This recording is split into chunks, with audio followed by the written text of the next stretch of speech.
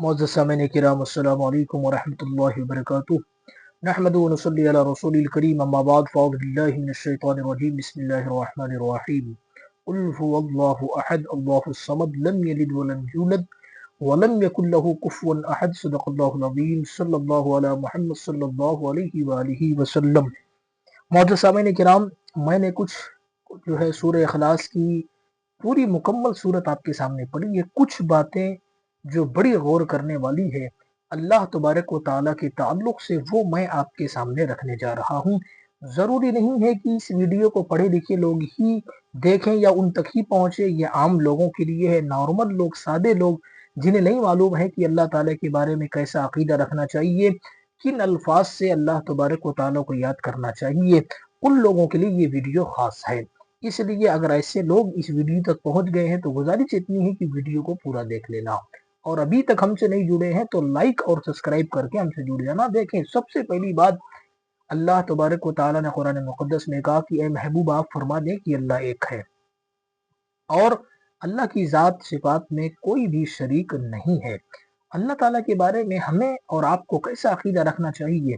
اللہ تعالیٰ ایک ہے، اس کا کوئی شریک نہیں، آسمان و زمین اور ساری مخلوقات کا پیدا کرنے والا وہی اللہ تبارک و تعالیٰ ہے، وہی عبادت کے لائق ہے، دوسرا کوئی عبادت کے لائق نہیں۔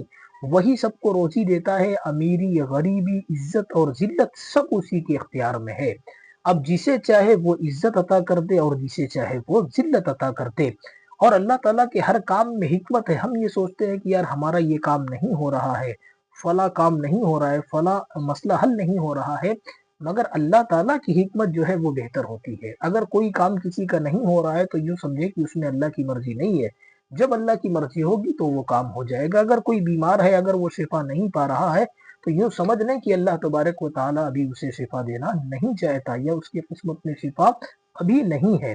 تو ہر کام میں اللہ کی حکمت ہی حکمت ہے، بندوں کے سمجھ میں آئے یا نہ آئے وہ کمال و خوبی والا ہے۔ جھوٹ، دغا، خیانت، ظلم، جہل وغیرہ ہر عیب سے اللہ تبارک و تعالیٰ جو ہے وہ پاک ہے۔ اس کے لیے کسی بھی قسم کا عیب اگر کوئی بندہ مانتا ہے تو وہ بندہ سیدھا سیدھا کافر ہو جاتا ہے، دائرے اسلام سے خارج ہو جاتا ہے۔ لہٰذا جو یہ عقیدہ رکھے کہ خدا جھوٹ بول سکتا ہے معاذ اللہ، تو وہ گمراہ، بد مذہب، بد دین، دائرے اسلام سے خارج ہے، اس طریقے سے کتابوں میں لکھا گیا۔ تو ایک دم سیدھی بات ہو گئی کہ اللہ تبارک و تعالیٰ کے لیے ہمیں جو بھی عقیدہ رکھنا ہے بالکل پاک و صاف رکھنا ہے، اور اس کی ذات میں کسی کو بھی شریک نہیں بنانا ہے۔ اگر کوئی ایسا کرتا ہے تو وہ بندہ مشرک ہو جاتا ہے، وہ بندہ جو ہے ایمان والا نہیں رہتا۔ اب آئیے دیکھیں، کچھ لوگ، جیسے کہ میں نے پہلے ہی شروع میں کہا کہ یہ جو ویڈیو عالموں کے لیے نہیں، سادے لوگوں کے لیے میں بنا رہا ہوں، تو بہت سارے لوگ ایسے ہیں جو یہ سوال پوچھتے ہیں اللہ تعالیٰ کو۔ بہت سارے ہندوستان کی جگہوں پر لوگ ایسا لفظ استعمال کرتے ہیں، کیا اللہ تعالیٰ کو بڑھو یعنی بڑے کہہ کر پکارنا جائز ہے؟ ایسا سوال ہوتا ہے ہندوستان کے کونے کونے پر۔ اب یہ کتابوں میں بھی یہ بات لکھی گئی ہے، تو میں آپ کو یہ بات بتا دیتا ہوں، اللہ تعالیٰ کے شان میں ایسا لفظ بولنا کفر ہے، وہ بندہ کافر ہو جاتا ہے، دائرے اسلام سے خارج ہو جاتا ہے۔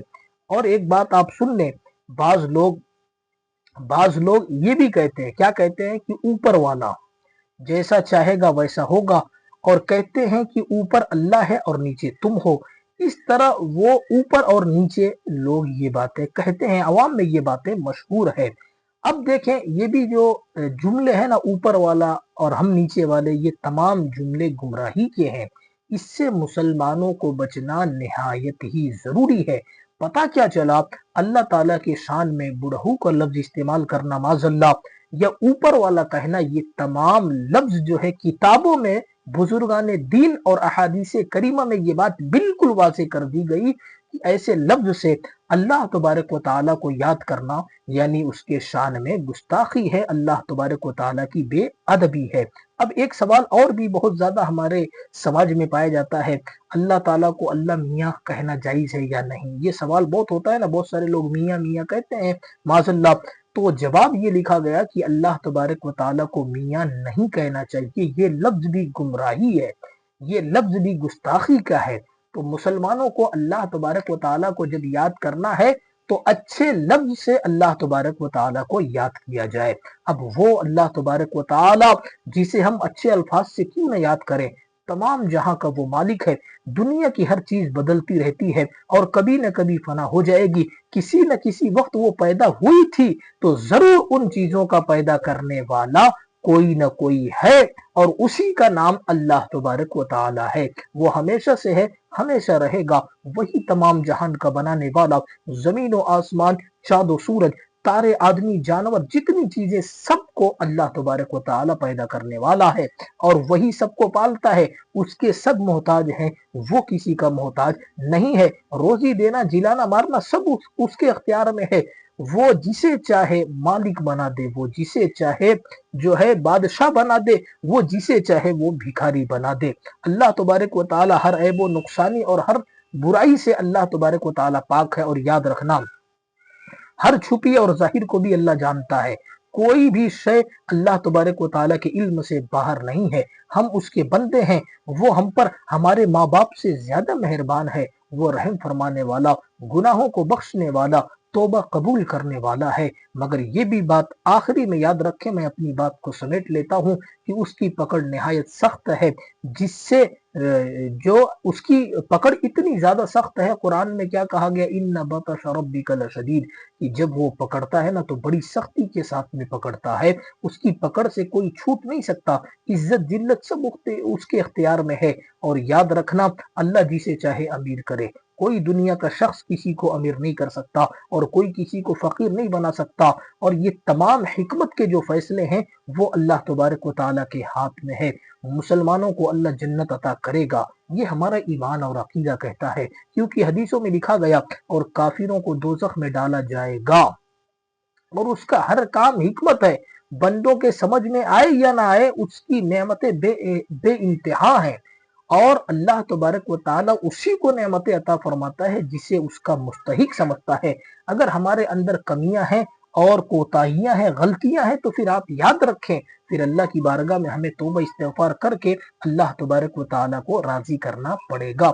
اللہ تعالیٰ حی بھی ہے، قدیر بھی ہے، سمیع بھی ہے، اور جو ہے علیم بھی ہے۔ یہ تمام چیزیں اللہ تبارک و تعالیٰ کے لیے ہیں، اور آپ یاد رکھیں، یہ وہ الفاظ ہیں جنہیں اللہ تبارک و تعالیٰ کو ہم جیسے پکارتے ہیں نا، تو اللہ تبارک و تعالیٰ، خدا تعالیٰ، رب قدیر، یہ تمام الفاظ اچھے اچھے لفظوں سے اللہ تبارک و تعالیٰ کو یاد کرنا چاہیے۔ اور جب ہم قرآن کھولتے ہیں، آپ نے گھروں میں دیکھا ہوگا کہ جو پہلے اللہ کے 99 نام ہیں، تو وہ ان ناموں سے بھی اللہ کو یاد کیا جا سکتا ہے، مگر یاد رکھنا، اللہ کی ذات میں کسی کو شریک کرنا یہ بالکل جائز اور درست نہیں ہے۔